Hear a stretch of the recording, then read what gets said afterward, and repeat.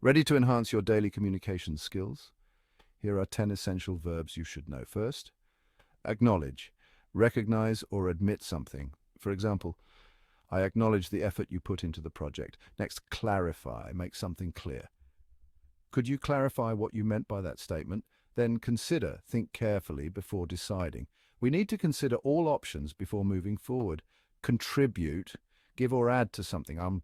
Everyone contributed to the success of the campaign. Facilitate, make a process easier. I will facilitate the meeting to ensure everything runs smoothly. Demonstrate, show how something works. She demonstrated how to use the new software. Implement, put a plan into effect. We need to implement the new strategy by the end of the month. Improve, make something better. That we must improve our customer service to stay competitive. Achieve, accomplish a goal. We achieved our sales target for the quarter. Finally, recommend, suggest a good option. I recommend using this approach for better results. Incorporate these verbs into your daily conversations to communicate more effectively. See you next time.